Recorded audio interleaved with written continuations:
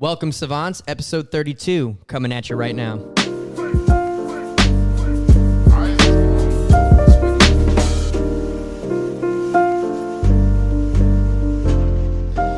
So, I know I sent you barrages of text. We just talked about this a second ago, but I was driving and there was a fucking tough-ass biker dude. Looked like he could go to Biketoberfest or whatever it's called. And he's playing this rap song, and I'm like, what the fuck is that? Was this here in Ocala? This is just yesterday, yeah. Okay. On Baseline Road. And I roll my window down, and he's listening to our boy, Tom McDonald. Oh, shit. So, that was a little interesting. I'm the one that showed you Tom McDonald, am I right? You did, and... Dude, he's more popular than ever now. Admittedly, I was a hater of his. I know. And I think if I could get in a room with him, even though what makes him so great is he probably doesn't listen to anybody who sits in a room with him and says, hey, do this, I would potentially try to get him different beat selection. I think he makes it all. Because that's what I was going to tell you. The thing I love about him, because I follow him now. I don't necessarily listen to him like all the time or anything, but I admire that he has no one really on his team except for him and his girl. But I think they literally do it all, from the beat making, the music video. I mean, I'm sure they probably recruit some people, but for the most part, it's him and his girl, and they are like the dynamic duo. And they've done it all, and they show that a lot. So they packages everything to send it out, and he's got like 5 Billboard chart boards. It's amazing. he did it the right way, the independent way. I've been, not so much recently, but in the last couple of months, I've gone down these rabbit holes of like why the music industry is fucked. And when Napster came in, remember Napster? Oh yeah, good old Napster. Fucking they came in. Who bought Napster again? Wasn't it some The guy? No. Did he? No, there's some. Did he buy it? I know Sean Parker, who was made famous. It wasn't Justin Timberlake. Justin Timberlake played Sean Parker in The Social Network. Right. But then he very well may have bought Napster for all we know. Damn it. I can't remember. Someone, if you're listening, clarify this. I don't know what he's up to, but Napster came in, grabbed the monopoly board that was the music industry, and threw it on its fucking head. And every single record executive... Record! I've been record. Cites that as the pinpoint, the turning point of when the music industry fell. Once power got in the hands of the people and CD sales were just out of the fucking window, the record industry shit themselves, panicked, and then started... I think it was the Sony executive, Tommy Mottola, who was married to Mariah Carey. He discovered Shakira. He passed on 50 Cent. I watched an interview with him where that was like one of his biggest regrets. And yeah, because who scooped up 50? Dr. Dre. Dr. Dre, that's right. Dr. Dre. Dr. Dre. And Eminem. Eminem, right. Because there was that In the Club video where he's running on the treadmill like the prototype. Dun, dun, dun, dun. What a badass beat. I almost spewed my beer. I don't know why that was so funny. Dun, dun, dun, dun. He's running on the treadmill, and then Eminem and Dr. Dre are like looking at him as like a specimen. And 50's, that was when, he's always, I'd never fuck with 50. He's built. No, that dude's a G, bro. He's a real, he can fight. Right. He got shot 7 or 9 times, majority of which were in the face. Dude. And lived, and he's still handsome and still pulls girls, and he's probably damn near a billionaire now. Right? I remember that vitamin water. I don't know, I think he was involved with vitamin water, but that was one he was involved with, right? Vitamin water. Yeah, Glacio was the company. Glacio. Right. And I think something shady went on with that. But point being, Napster flipped the music industry on its head, and Tommy Mottola and other executives like him began crafting what's called a 360 deal, where they are involved in 360 degrees every aspect of a recording artist's income in life. They get a piece of the touring. They get a piece of the merch. They get a piece of all of it because they're like, we're going to put you on. We're still going to get what's ours. They made a killing off of that. Like, that was a genius move, and it takes evil geniuses to come up with genius moves. And billionaires, am I bleeding? I don't know. I hit my knee really hard before pressing the record button. So if I'm off this podcast, people know why. So, that was a little gay. So yeah, I don't know why you even said that. Because my knee You're was like hurting. Family Guy when he's on the ground the entire time. But it did hurt, and I thought if I would have drawn blood, Shut the fuck up. I would have let it drip a little bit. Maybe I'd wipe my face, get some blood on it. God, pathetic. If you've already got AIDS, I mean, it's fine. So Napster took the music industry by storm. They came in and did 360 deals. The record labels. And that's still in play today with Spotify and everything, I'm assuming. It got worse. They That's what I thought. Okay. So there's artists circling all the way back around, like Tom McDonald. Originally, because he gets to reap the benefits of it all. All of it. Especially if he's the beat maker and his girl's the manager. And like, they can do things like, I remember Macklemore signed a distribution deal. He was like the epitome of the independent artist for the longest time. Thrift Shop came out and all the hits, Can't Hold Us. I just heard that in Wawa the other day, and that's like years old. And he still gets a percentage off that. So but there's artists. Smart move. Exactly. Chance the Rapper was another one. Even though his last album, or his only album other than a mixtape, was trash, he still made all that trash money, and he probably still sold a lot of it. They can still sign, and I don't think Tom McDonald's on this wave, and we'll have to research, or he can reach out and correct us if we're wrong. I'd love to talk to that fucking guy. I would love to talk to him. They signed distribution deals. They signed mini deals with the devil.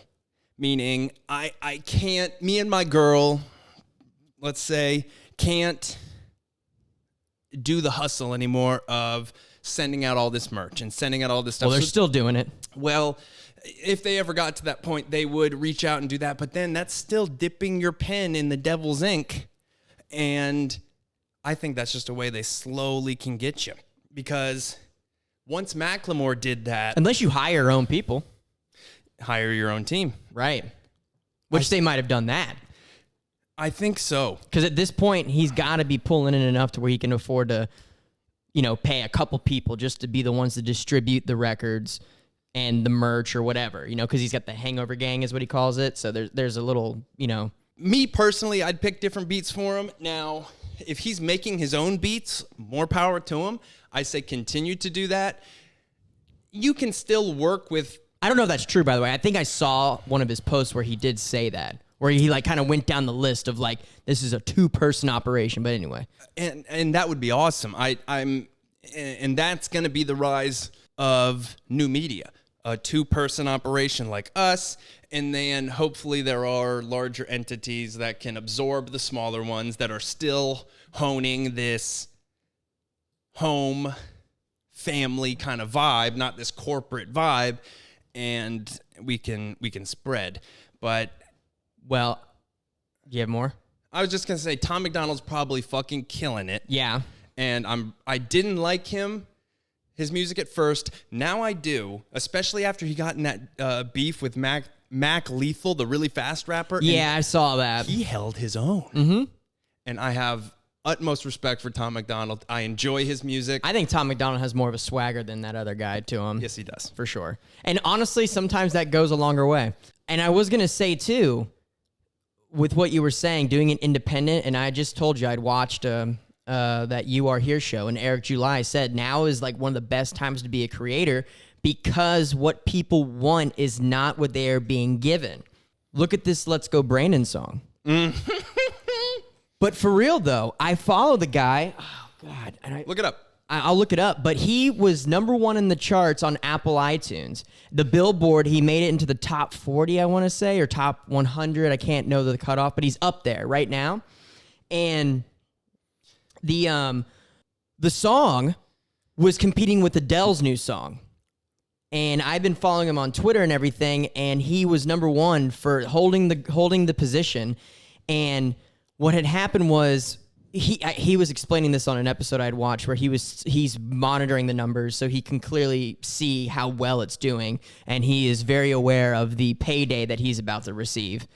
And Adele's song just went back to the top out of nowhere, and what he hypothesized was that he thinks that her record label is actually buying records of the song to make it appear as if it's still outperforming his. I don't know if that's true, but that's something he just suggested, because I don't know if how a song like that even gets to the top 2. You know what I mean? Like it's bound to fluctuate, and it's sad to say he was doing some analytics based on other hits to where like the fluctuation shouldn't be existing based on his numbers. Right. For and number one spot. I think what he is surmising is true. And he's another one I'd love to somehow zoom in and fucking talk to us. I'm willing to talk to any of these people who are out there being counterculture creators. Right. That is not, while you look that up, that is not at all a crazy concept. There was a ton of, I'm burpy, contention with one of the Tekashi 6ix9ine Nicki Minaj singles. I can't remember who they were trying to beat, but the joke was Nicki Minaj was like the best number 2 out there. Mm-hmm. Every single, whether it was that Starships, I'm meant to fly. Oh, yeah, I remember that song. Bullshit-ass song. Call her a hip-hop artist with that. Yeah, Nicki's a great rapper. That's not a hip-hop song. She is a great rapper. I know. She was perpetually number 2, and then was bitching about how, I think it was Chance the Rapper, had some, and he's more independent than not, had some sort of backdoor deal where he was selling bundles. Like if you buy a shirt, you're also buying the album, and it boosted sales. And then it came out, Tekashi 6ix9ine, that fucker, was the one who initially exposed someone else for doing this, saying, look, I think it was like Taylor Swift and somebody else just jumped 70,000 units overnight, or in the span of an hour after the song had already died off. How does that happen? And he was saying the record company does shit like that. They buy it to bounce their person to number 1. And then fast forward a couple months, he and Nicki Minaj did the same thing, and she finally got her first number 1 attached to this fucking snitch, bitch-ass motherfucker. But well, I think that's one, in that example, that's one reason to do it. But in this example, I feel like it's kind of insidious in a way, because they know, they know, because the industry on that level is in on the agenda. Correct. So when they see a rogue, like Bryson Gray, that was his name. Okay. A rogue, he literally said it took him like an hour to write this song too. I love that. I love that more than anything. Yeah, you need to watch this interview, because he literally says like he didn't want to even write it, and what happened was, because there's multiple versions of this song out now. Let's go, Brandon. And I guess he had a friend who said, "Hey man, you need to make one that my son can listen to, because this Bryson Gray doesn't cuss." And he was like, "Nah, I'm not gonna do it. Nah, I'm gonna do it." Does it? Writes it in like an hour, and now it's competing with Adele. And I think, well, he and you bringing up the point are spot on that, one, record labels still have a tremendous chip on their shoulder from these independent guys and these streaming guys. For sure. But two, are getting some sort of tremendous pressure from some sector of the political sphere where they're like, how the fuck are you letting this be number 1? Get it the fuck off of the fucking charts! That's exactly what I picture. I literally picture the ruling elite class going up to these music companies or these movies, production houses, and they're just like, this cannot happen. You need to get this song down the list right now. I don't care what you have to do. Make it happen. Slams the scotch down. It seems, because we've seen it in movies before, it does seem theatrical, But one, movies are basing that off of something. Oh, yeah.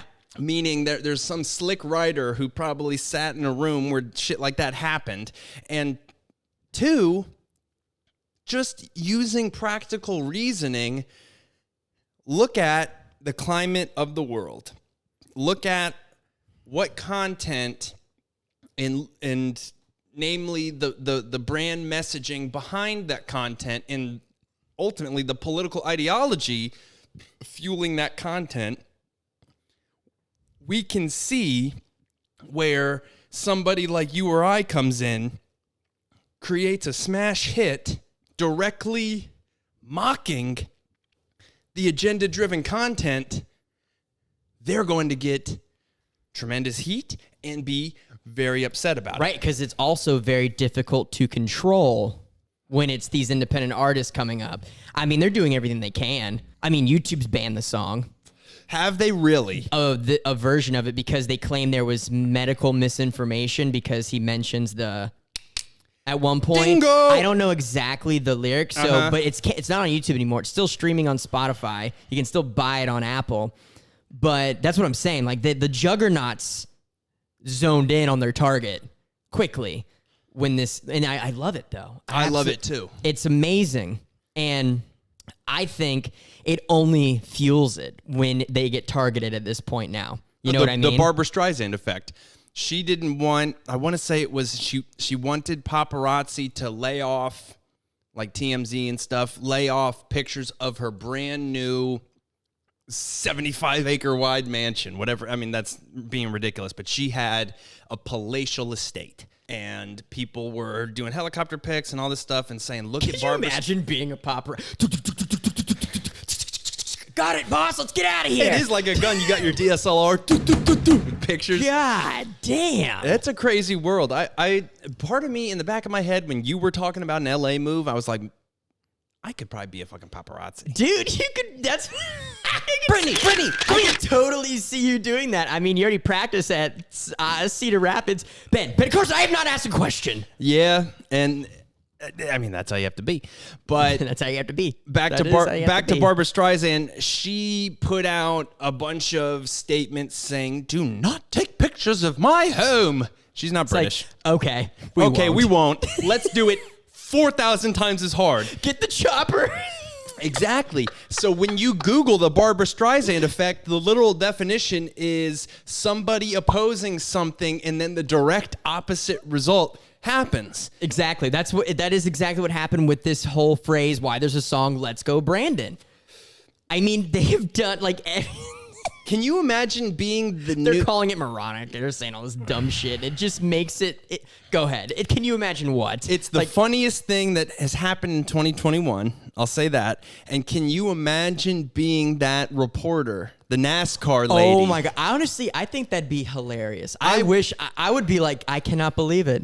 I can't believe it. She should cash in. She should cash in. She should have trademarked it. And that would be my next biography about myself. Lauren Shaw. Let's go, Brandon. The Let's Go Brandon story. Her book should be called Let's Go Lauren. Let's go Lauren. Free PR, bitch. You're not a bitch. I just say that word. The day I was able to retire from reporting NASCAR. She started by ultimately trying to, one, keep her job, understandably, because when there's a ravenous crowd of very conservative, usually NASCAR fans screaming, exactly. "Fuck Joe Biden!" Da, da, da, da, da. You can hear it now. Let's go, Brandon. Yeah. What do I do, John? What do I do in this situation? Oh, imagine, oh my God, walking back to the fucking broadcast booth. What the fuck would you have done, Peter? Yeah, exactly. You could clearly hear they were saying, fuck Joe Biden. What am I supposed to do? Address the chant? Oh, God. But what's hilarious, now imagine this. I've thought about this. The amount of times in memes and moments, and this is not at all a defense of Donald Trump. I've kind of put Donald Trump out of my mind at this point. Bro, honestly, he's only been gone 10 months. It feels like he's been gone for years. Doesn't it? Yes, because shit sucks so bad. Time's going by so slow. I know. But yeah, Orange Man, I mean, who cares? He's not president. The amount of memeage and mockery that happened around his presidency that I think he was dumb on Twitter, very dumb, and dumb when like late night people would say something to him. But he took a lot of that shit on the chin, I think, and just moved on. With Let's Go Brandon, I think a lot of people like YouTube and the now corporate conglomerates are halfway lobbying to make such a inane phrase that we're all having fun with, like hate speech, because they know the hidden meaning behind Let's Go Brandon. It means fuck Joe Biden. Correct. But there still is this concerted effort that I see on Reddit, because that's the only social media I'm on, and everywhere else, where if you post Let's Go Brandon, on social media at least right now, which is a very, very big misrepresentation of what the country's really feeling, Let's Go Brandon on Reddit will get downvoted and does not fall into the agenda. Right.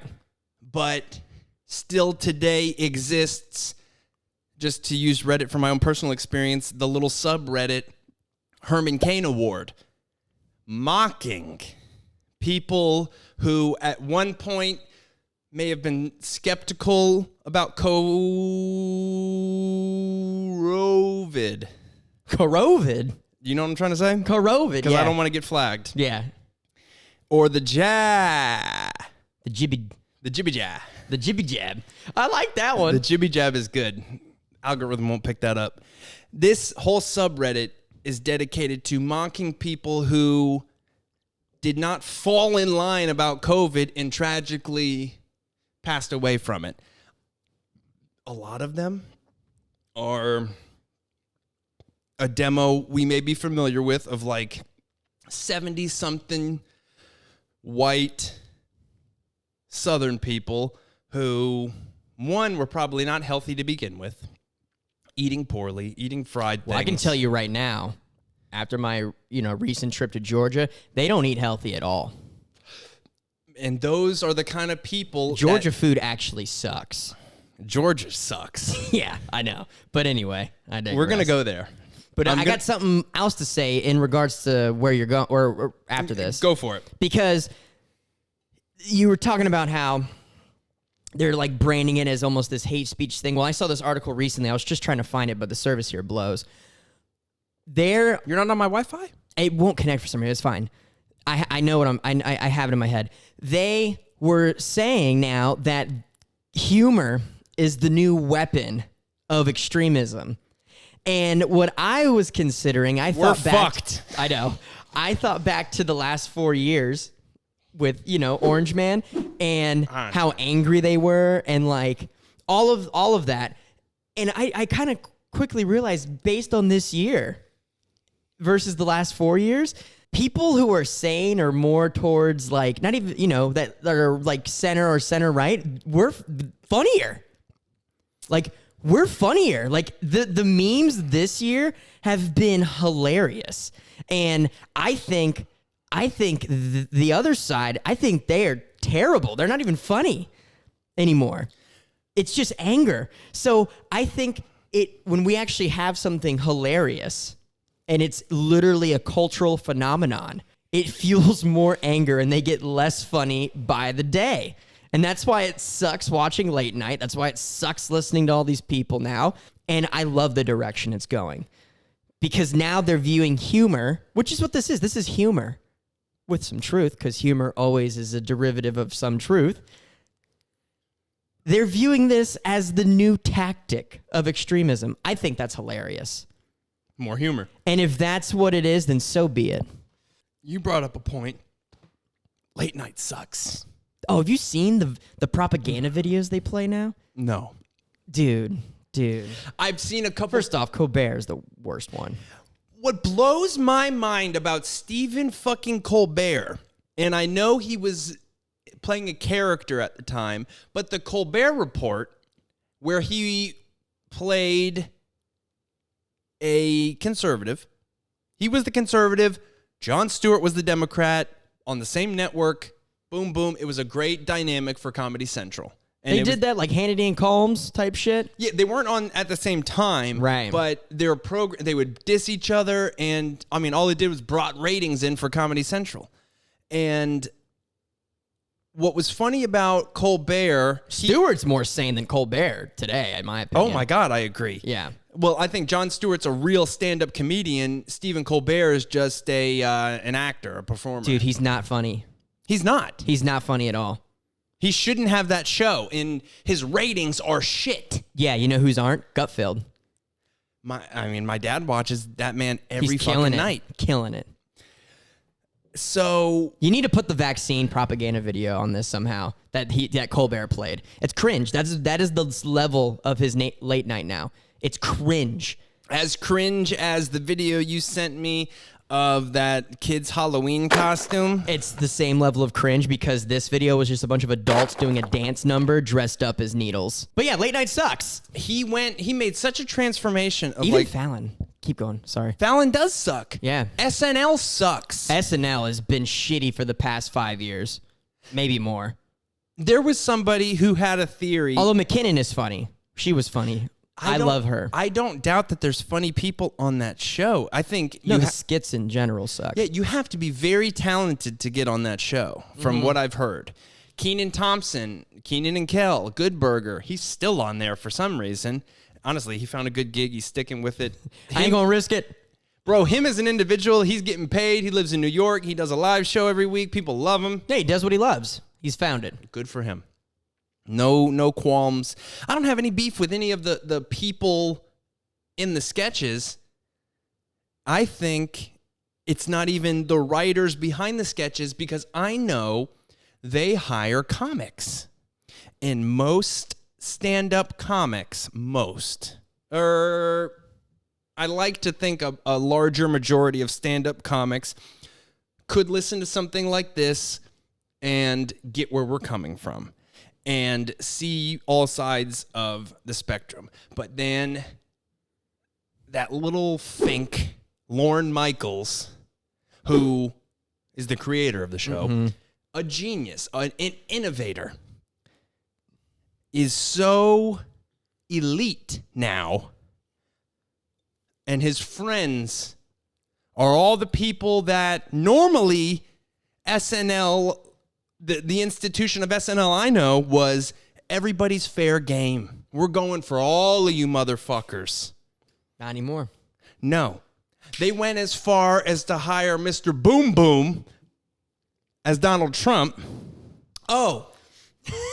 Mr. Wait a second. Let me... You see that meme I posted in the story? No, but it got hella engagement. I saw that. I kept Bugs getting... Bunny? No, I didn't see it. Director yells cut, and then the next thing is Bugs Bunny going, pew! All I saw, we've got like 5 or 6 people just reacting with the shocked faces and a laughing face. I was like, Zach must have posted a good one. Babylon Bee gives me a lot of good ones, too. I posted one. It was so stupid. But I was just, especially after they went after Rogan with the ivermectin shit. It was a picture, I don't know if you saw it, of Don Lemon and Chris. Cuomo. Chris, I faked COVID Cuomo. Oh, he's such a douche. He's a liar. Man. He's such a liar. And it was the little CNN ticker said, like, medical experts say pooping your pants is okay. Oh, yeah. And then there's like, CNN anchor poops pants on live to prove show that it's okay. Normal. talking about Biden at the Vatican. Exactly. Wait, what? Oh, you didn't hear about that rumor?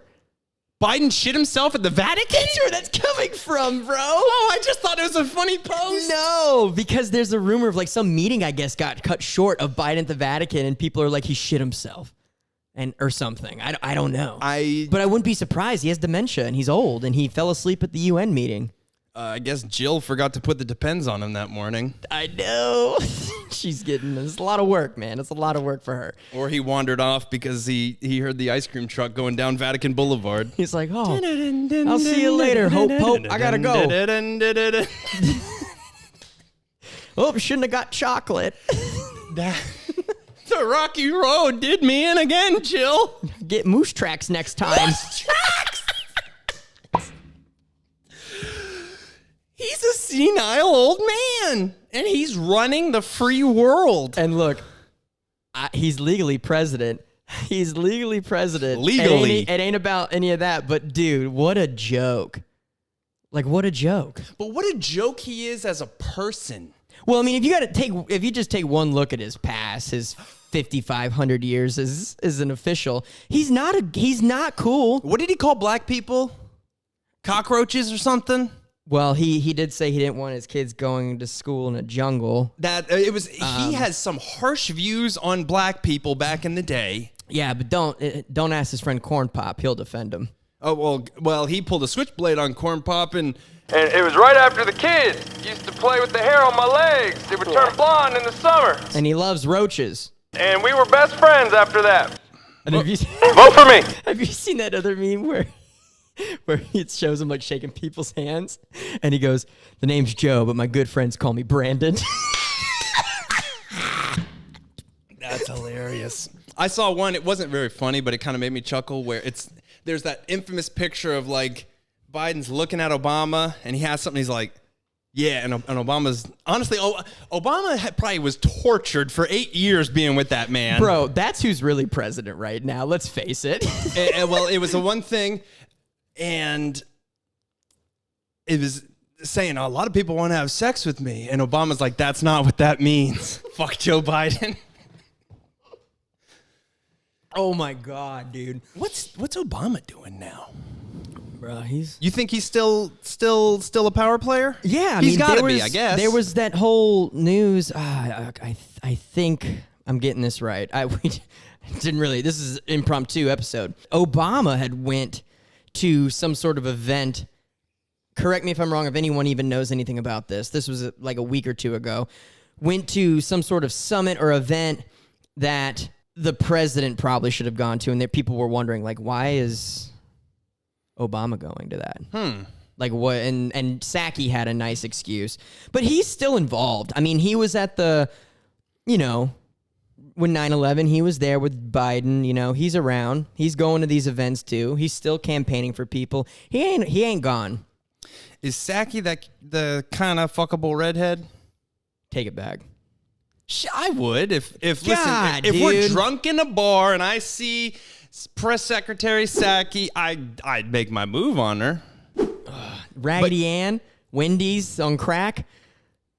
Let me tell you I said something. I was drunk. She's got the vid right now, so she's out. Double vax, double masked. Still got the Still got it The somehow. vi- But yeah, I don't know. I mean, she's horrible. She's the worst. I can't stand listening to her. It's like nails on a chalkboard. Can you explain She this? doesn't explain anything thoroughly. Trump had a hotter one of those. Kayleigh McEnany. Ooh, she was good looking. And she lives in Florida. Tampa. Are you serious? Yeah, she lives in Florida. Kayleigh. But yeah, no. Oh my God. And she was way better too at She was that funnier. job. She was funnier, wittier. She was also way more sharp. She had everything. Psaki doesn't. I said semi-fuckable. Doesn't speak like cohesively. She just says and like people trying to podcast and be a beginner like me or something. I was about to say, so she'd fit in great. She'd fit in great here. But, that's what she does up there at that podium. She says, it's a lot of double speak and it's nothing really thorough. I just watched Kayleigh McEnany didn't do any ums. No, Kayleigh McEnany was that bitch. Yeah, no, she was good. I just watched this great video using Tony Soprano, the character Tony Soprano, to illustrate doublespeak. And really, what I learned was the woman I dated after my ex-wife, Ifany, I won't say her name. If any, I like that. If any woman, Right. it was her. And Why do you explain that? because we're dumb. I saw those same traits. So With McEnany? no, I'm saying double speak, and you saying this right, woman. No, right. no, I'm not making that. I see what you're comparison. saying. It's something that a sinister girlfriend or boyfriend. I mean, men do it too. Tony Soprano was the one where you lie without lying, Yeah, that's exactly what she does. and it's creepy. But at the end of the day, if you're the White House press secretary, I think your whole job is to lie without really lying. I mean, even though McEnany, I don't know if your job is supposed to lie. I think it's supposed to state what is and what isn't as it stands in that moment. I can see how the pressure of a White House secretary, like from watching House of Cards, there was that one guy who did it. God, that show is so out of my memory. I can't even remember the character's name. Yeah, I didn't like him. Too. Doug's the best character. Doug. And every president has a Doug. Oh, yeah. One that will die. Yeah, exactly. That's the one thing I definitely learned from that show. But that job almost lends itself to... what a shitty job to have. I don't know. I think if you're good at it, I mean, I'll never forget, though, when 1/6 happened. The storming of the Capitol. Yeah. McEnany getting on the podium, and you could tell she was crying. All I'm saying is that was probably the toughest time to get up there and defend that administration. That's a rough one. That's a rough one. But I think she did really good, and she was good at her job, like, most of the time. I feel like this one, she has no problem lying, and she's not good at her job, but I don't think she loses any sleep. I don't know. Maybe she does. But she's still going, and she gets reamed constantly from Ducey. It's a pretty... and she has to run circles to be like, shit, how do I get out of this one? You know what I mean? It's one of the more complicated jobs in the White House, I would say. She's got to answer for all of JB's gaffes, all of the did he really shit himself in the Vatican, and she's got to be the spin player. Yeah, I think it's harder for her because our president's, like, as Ben Shapiro would say, a houseplant. Yeah. So much so where he has to set up a fake Oval Office and set up a whole production to... Yeah, what the hell is... We've talked about that before. Yeah, but I know. It's just so weird. It is. It still blows my mind to this day. I know. I don't understand it. They probably have some dumbass reason for it, but yeah, the thing she will say is, she'll be up there and she'll be like, "Well, Peter, as we know, the president loves this country very much, and as he said in the campaign trail, 2019, he is going to not separate families." And we have a lot of jurisdictions in place, and then she proceeds to just ramble, and then doesn't say anything substantial. To the point where you're like, what did we just talk about? Yeah, exactly. We've had podcasts like that. I know. But yeah, moving on from that bitch. Can I ask you something? Excuse me. Yeah, go ahead. What is the question? I learned about the current, still going on, shipping crisis from you earlier than...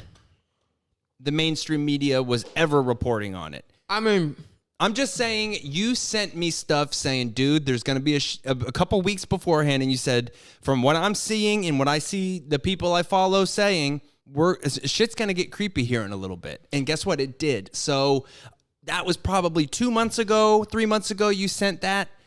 Where are we today? Because from me, the average consumer of goods, I'm just going to speak for those kind of people, I remember going into Wawa, going into Walmart, going into Publix, and seeing shelves emptied.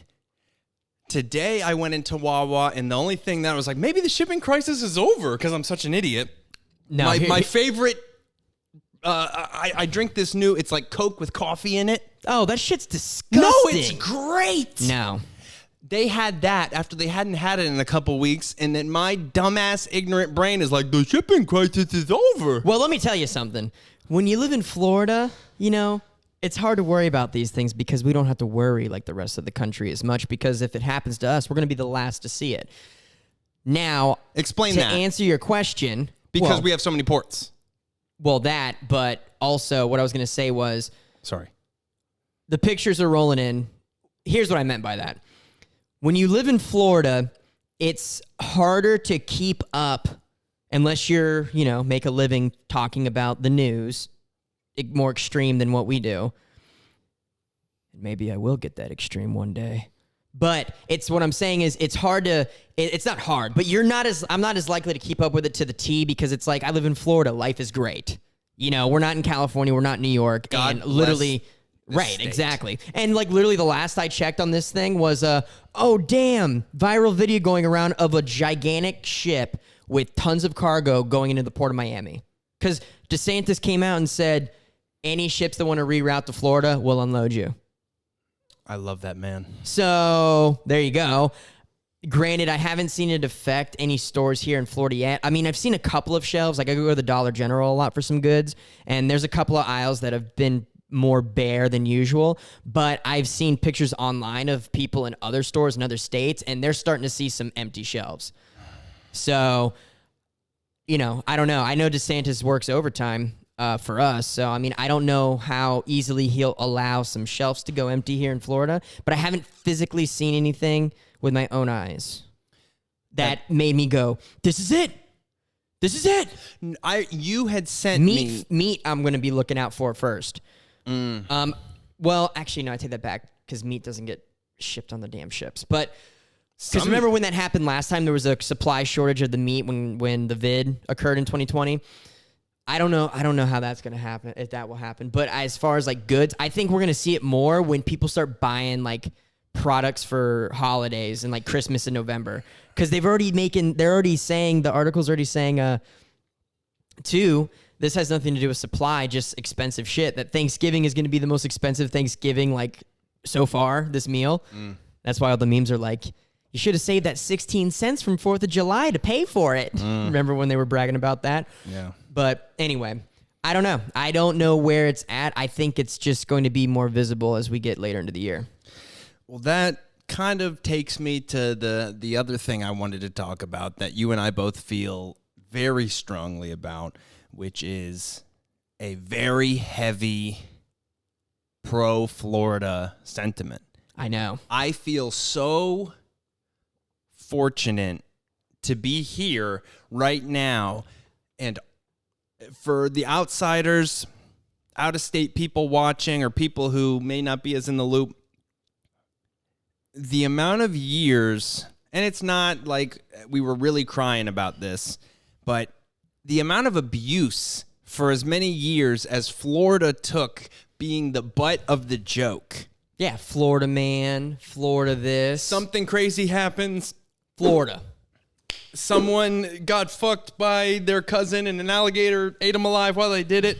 Florida man. So, and you know Or what? Florida woman. There was a Florida woman in the Villages when I was working Apex one time. They arrested some girl going topless down the Villages road, not even an old person. Good Florida for woman. her. But anyway. The amount of abuse Florida has taken. And it didn't stop. It just picked up in 2020 because we weren't closing like the rest of the country. It got worse. Way Peak. worse. They put their foot on the gas pedal and cranked it, making us look like these hillbilly, feet in the mud, loser weirdos when obviously in Ocala maybe, but to me they made Florida. Ocala's a little country, but Ocala's Florida is the only place that gets more south the more north you get. I think Isn't that weird? Yeah, I've said that before, but literally the more north you go in Florida, the more south you get, because where I live, which is about an hour away from here. And I'm smack dab, for those who want to stalk me, in the middle of Florida. Right, he's right before Gator Country.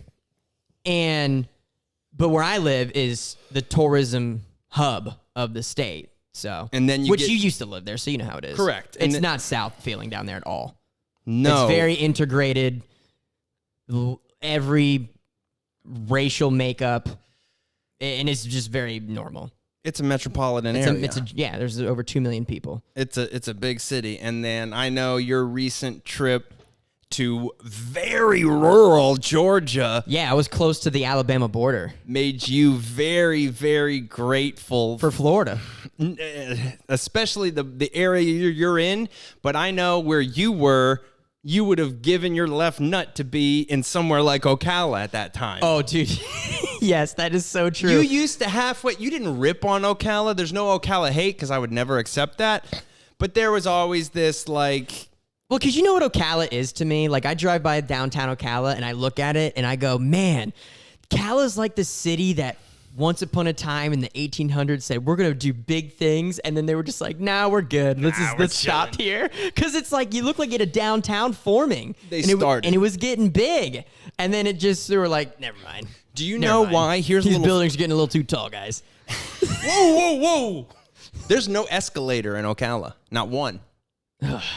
There's elevators downtown for like law offices. I'm not gonna. I learned really quick. I can't live in the country mountain vibe.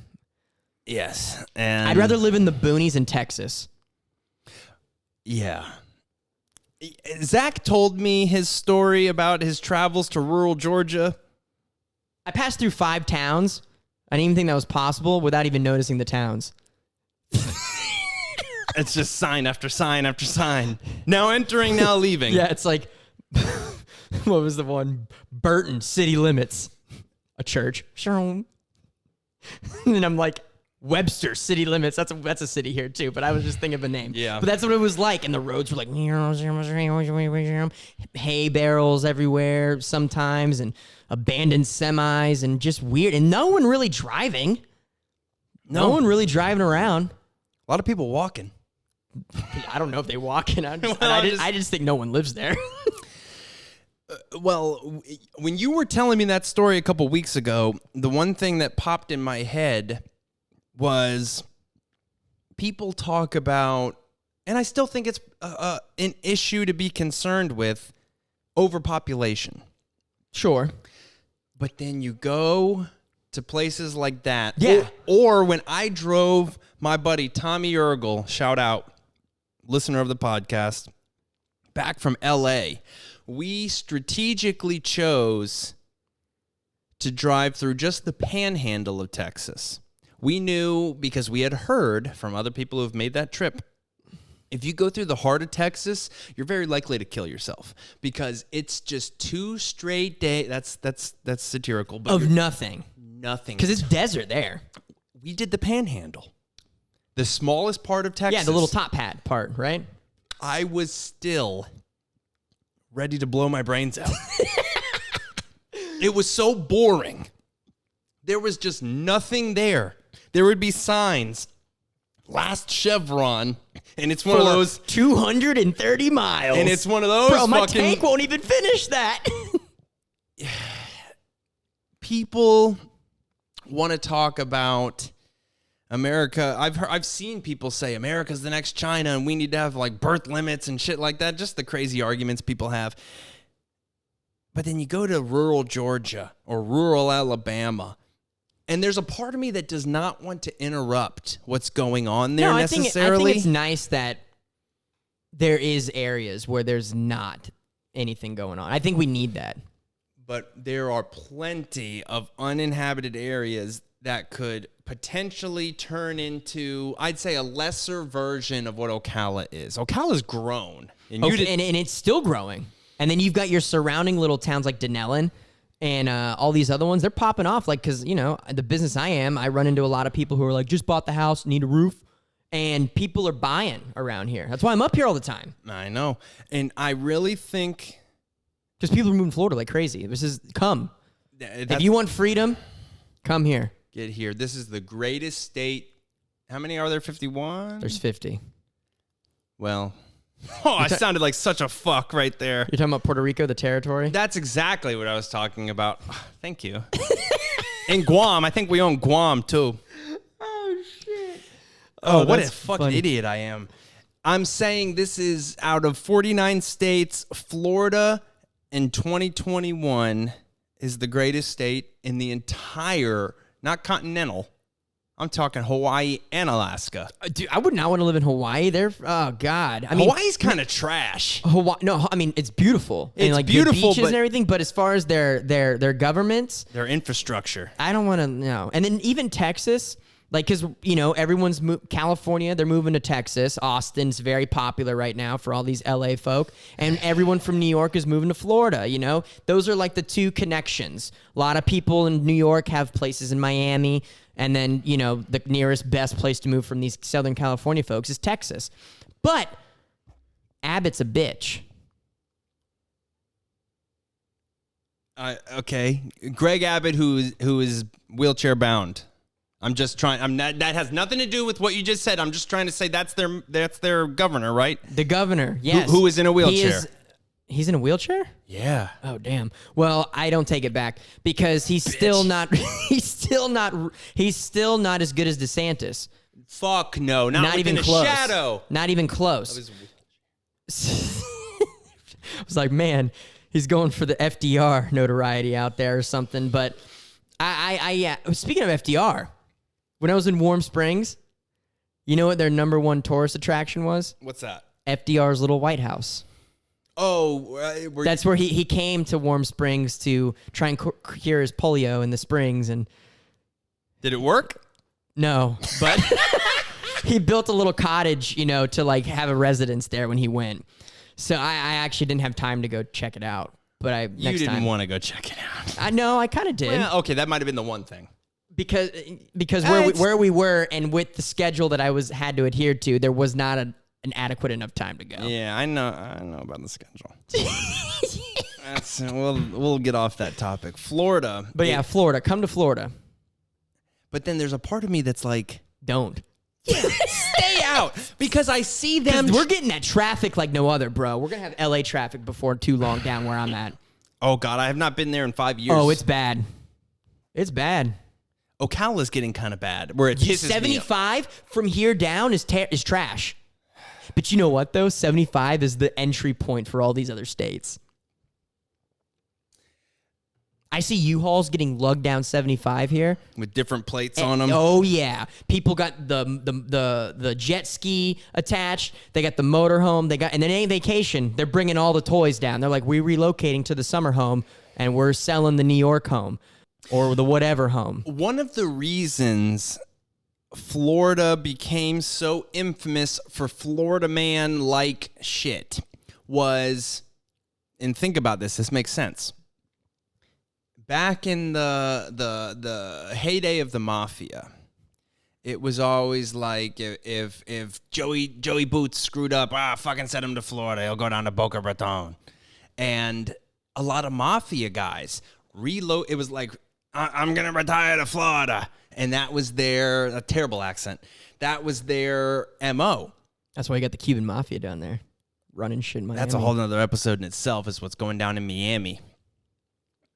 Miami might as well be separate from Florida because some shit's going down in Miami. It's its own little world. Oh, yeah. But that's our global city. Yeah. Oh, yeah. I mean, yeah, New York, L.A., Miami. Chicago. Warm Springs. But that's where that shit originated from. So people have always, and Florida has always been, until now, historically, the escape place, the incognito place for the miscreants of the world. Because I guess they did kind of view it as like the Wild West. We're hanging off. We're the hangers-on of the fuck. We're the dick of the United States. Right, just a big old dick too. Florida's huge. Right? And long. Very long. Texas is like the heart. California's the asshole. The left leg that doesn't work properly. Exactly. The left leg that somehow starts to have and paralysis. And New York is not my strong hand. No. New York's not the brain of any sort. Maybe for a while, but it is a cultural hub. I mean, New York City. Oh yeah, and despite what's going on there politically, I think it will be. I think they've got a lot of pushback up in New York happening though. So I don't know. But that's because New York City seems to take ownership and represent New York State. Mm-hmm. And that's like saying Miami is the sole pulse of Florida when it's huge, but really it's only this small little sector of this massive area. But the difference with us though in Miami is at least we have a lot of Cubans in Miami, and Cubans don't fuck with this government shit. No, because they got fucked with incessantly. Mm-hmm. They got sent there because they got fucked with. And that's why when they were like, remember when the Cubans were coming over just a few months ago, they're like, don't come, we'll turn you back. And they don't want those people over here because they're against what's going on. But if you're coming across the Texas border, we'll give you $500,000. Dude, Texas was the move. We talked about it. We talked about Texas, but it ain't the move now. No, because I don't know if it's the move. Well, and here's what ruined it. I'm going to tell you. A bunch of social media dumbasses created the hashtag Turn Texas Blue. And it became a meme of sorts. It happened in Georgia. You're right. To go to this overtly conservative area and turn it blue. And I think the only way that happened was because you're talking about Governor Abbott, who he's kind of soft, who bended the knee. Yeah, he's a little soft. That he can't really bend. I don't know what his condition is. Is he really in a wheelchair? Yes, he's in a fucking wheelchair. I'm positive of it. Damn. Whatever. Equal rights, equal opportunity. Yeah, right. He gets roasted just like someone with 2 working legs gets roasted. Except, yeah, he's got 2 working wheels. So people like him are panicking under pressure, and then people like DeSantis say, suck on these nuts. Dude. And he's got a wife who is suffering with breast cancer, and he is still... And his wife's very pretty. I don't want to I've seen that. I don't want to disrespect her and say anything else, but she's a good-looking woman.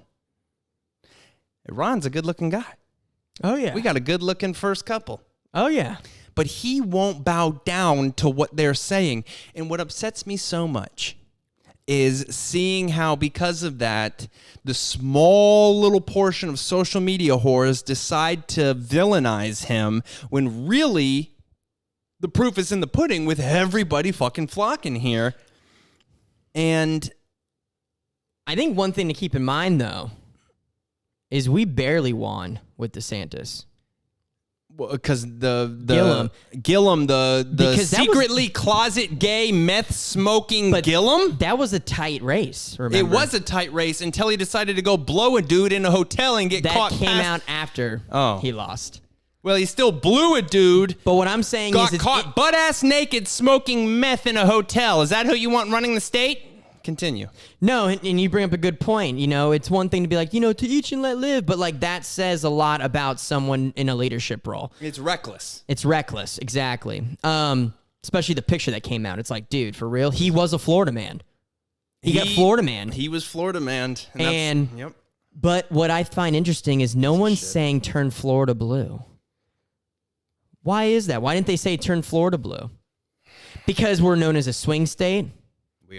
We are, but we've gone red like the past 5 elections. And so is this county specifically. Yeah, your county for sure, not mine. Hell yeah! I live in the bluest one of the bluest counties. Yeah, you're a red dot in a blue county, my friend. I am. And I hate to say it, but I don't know. Miami might turn eventually because they've got a Republican governor, Suarez. I don't know about him. He's cool. He's getting some prominence lately. Dave Rubin meets up with him all the time because he's got locals down there and shit. Right. But they're blue for the most part, and then I think Tampa is too, but obviously the biggest cities. I had this point earlier. I think we're going to see the rise of things like locals.com, and piggybacking off of that. Oh, we got to get on Rumble. Small towns. No, but you said locals.com is a website. I know, I'm saying... They just teamed up. I'm just saying we got to get on that. Okay. All right, but anyway. Small towns are going to ultimately, I think, be the voice that are going to overrun these metropolises that... Well, they do in Florida. But I ideally hope in every state. Well, I don't know, because right now people are concerned with getting out of their states. Yeah. And because like in a place like California... Northern California doesn't vibe with the way Southern California, but the problem is Southern California, like LA has significantly more people than our cities do. Right. Like ours are growing, but I don't know, I don't know if our cities will ever get big enough to overturn the entire state as a whole. You know what I'm saying? Like Orlando's grown incredibly, the metropolitan area of like, Orlando, like the Kissimmee, Sanford little district, it's like 2 million. Mm-hmm. But like, New York City obviously speaks for New York State because there's like 10 million people in New York City. The population of New York is 19 million, I want to say. Ours is 22 million, but our population is more equally distributed and not condensed. So we actually benefit from what you're saying already. Correct. Now, is it people, I'd be curious, and I don't know if you know this, or I definitely don't, is it the scattered people in New York State who are moving down to Florida saying, fuck this government, fuck one city running everything, or is it people within the city? I think it's people within the city as well as those people because, I do the tours. I get a lot of people from New York, and they're from the city, and usually the grandfather of the family is like, I want to move to Florida, because he's sick of how it's going up there. Some people just don't want to do it yet. Depends on what their role is. As far as like their business or whatever they do. Right. And then, people who can work remotely want to come down here. Because that's one of the things I've read. People who were like, wow, after 2020 happened, they were like, we don't need to even keep this office space open. We can just everyone can work from home. And they're like, I'm moving to Florida. Yeah. So I don't know. I think it just depends on what you do and if you have the resources and if you're able to continue your work as is down here is what's dictating if people from the city come down. Well, there's plenty of work to be had everywhere. Yeah. I do know that. Did you see the jobs report? 195,000 jobs. Florida was responsible for 80,000. I mean, come on. Like literally, come on. Numbers but don't bring your bullshit. Yeah, that's the thing. Don't bring your bullshit. I don't want Orlando or Miami to turn into another Austin, and I have enough belief that Orlando is a city almost without an identity because I'm going to say that because of the tourism. Yeah, Disney's the identity of it. And I don't trust Disney for a second. Nah, Disney's bigger than Disney owns a lot of these huge entities we're talking about. He might have been the greatest visionary of all time driving. I mean, Disney's what's keeping gambling out of Orlando. Really? Yeah. I'd have no. Gambling's on the fucking rise. I see that through Barstool and Dave Portnoy. DeSantis wants it in Florida. Why not? People have the right. Disney doesn't want Orlando being known like that. Because think about it. If they allow that to come in, how quick do you think iDrive could turn into a Vegas-like strip? It will. It would. Immediately. Do you personally, as Zach Roundy, view that as a good thing or a bad thing? Shit. I can't stand Disney. Nor can I. So I say bring it on. Personally, I don't care. I mean, I'm not a gambling man anyway, so I don't have to even worry about it. I don't like to gamble. Yeah. At least like that. Well, I'll gamble my life by wrestling doing an this alligator. podcast is a fucking gamble sometimes. Yeah, right. But I don't know. I'm not a big money gambler. No, nor I. When I was buying drugs and stuff, I was like, I'd rather just spend the money on drugs than risking it. And then have nothing in the end. Exactly, and then just be pissed. So I'd also be okay with that. I've been to Miami a couple times with Matt and everything, going to Dolphin games, and no, that's a celebrity city. I mean, you got to have money to even enjoy Miami. Correct. And then we didn't even go to Miami. It's like Florida's so. You went to the Dolphins game. Yeah, well, that was back when their stadium was like 2 hours from Miami, the city. Because they play in American Airlines Stadium. No, they play in Heat play there. Oh, that's where the Heat. That's right, that's in Miami. No, they play in the Hard Rock Stadium. Yeah, and that might be closer now, but I know there was one in like Miami Gardens, which was still very far away. You could see Fort Lauderdale from the stadium. It's just people don't realize how fucking big Florida really is. Yeah, because it takes 5 hours to get to the beginning of the Keys, almost. Right. From here. For you especially. I think it's like 6 or 7 from here. Yeah, from Orlando, I think it takes... the beginning of the Keys, yeah, sorry. Orlando, because I'm right there by the Turnpike, I can get to Miami in 4 hours. But it is still like another hour and a half, too, to get to the very tip of the state. Right, because from Miami to the tip, to get to Key Largo, it's like another hour and 20 minutes, right? Yeah, and then another 5 to get to Key West. Right. And Key West is the New Orleans of Florida, I've heard. Key West is legit, dude. Key West is doing its own thing. I really don't think about it. It's only 4 miles long.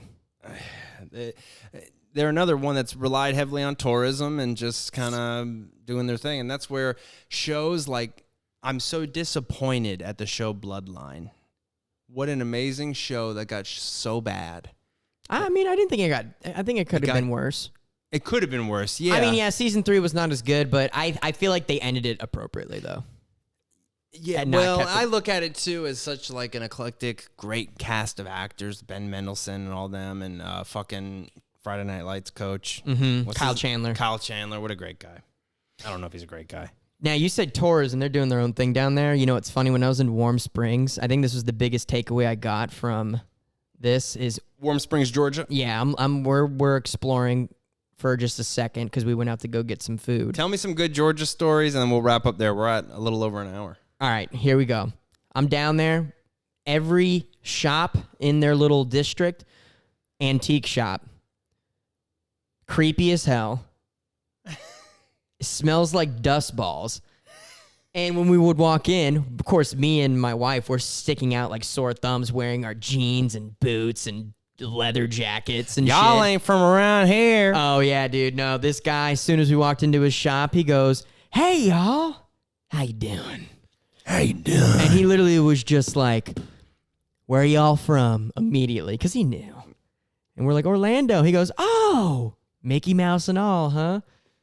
And I'm No, like, what you told me before, and it was funny. He said Mouse, Mickey, and all. yeah, Mouse, Mickey and all. I'm like, damn, dude, we need to get the hell out of here before this guy shuffles us up into the closet and does some Hills Have Eyes shit Come out here. here. So anyway, I'm like, yeah. He's like, well, if y'all need anything, you let me know. Well, I'm thinking antique shops. There's going to be some cool stuff in these antique shops. Bro, these antique shops were for like if you were 90 and you were prepping for Thanksgiving dinner. Oh, God. It was nothing cool. Like, and then we found one, and I'm like, maybe they'll have a vintage typewriter or something. Like the metal looks really cool, like almost steampunky. Right. No, plastic piece of shit.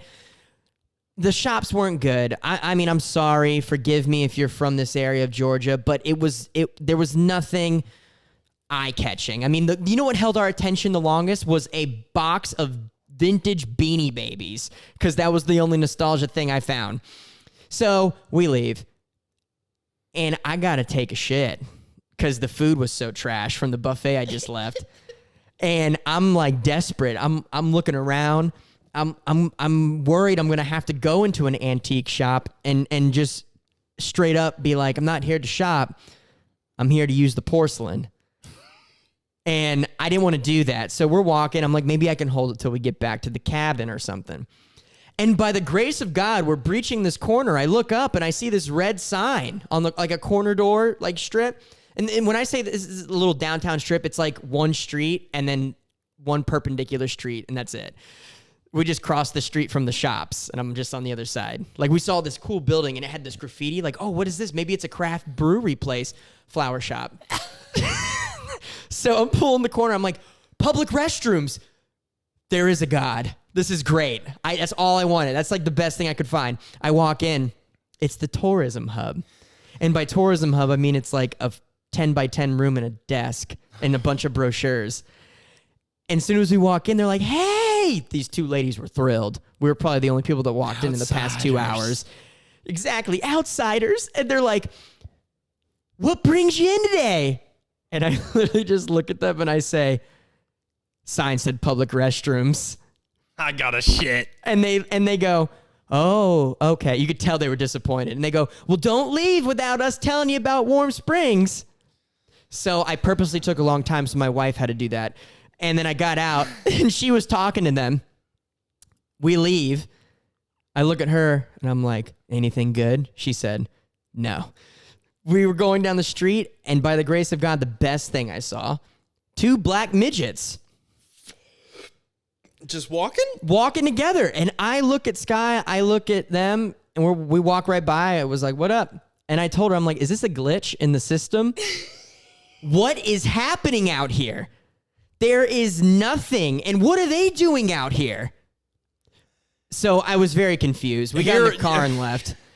But the point of that whole tangent was the fact that we walked into their tourism office, and all I could think was, bless your hearts. If you only knew the magnitude of tourism that we live in, and it made me realize we're spoiled. Yeah. We're spoiled. And I got to hand it to them. They were trying. They were trying to push this town with FDR's little White House and their antique shops. And they were trying. And those ladies meant it. And they wanted to tell us about Warm Springs, and I commend them for it. Mm-hmm. But I just wanted to look at them and say, bitch, I'm from Orlando.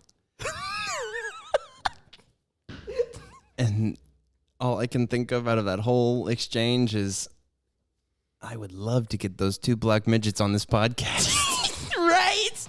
How fascinating must their lives be? That's what I was wondering. I was like, man, what brought you to this town? Because it's up there. It's elevated. It's elevated. I wonder if the elevation fucks with them. Like, it's an elevated town. It's in a mountain. Like, hey, they had to have been brought here. They were there. They existed, and I'd love to think they were participating members of that town. So who knows? I need to thank them because they single-handedly embedded Warm Springs into my memory. Made that trip for you. And the whole main message of this podcast, and from what I'm hearing you say, is Florida's fucking awesome. It's awesome, and the counterculture that we're experiencing today is awesome. And I think the best place to promulgate it is in Florida. So if you want to go against the grain and join us, come here. What else should be said?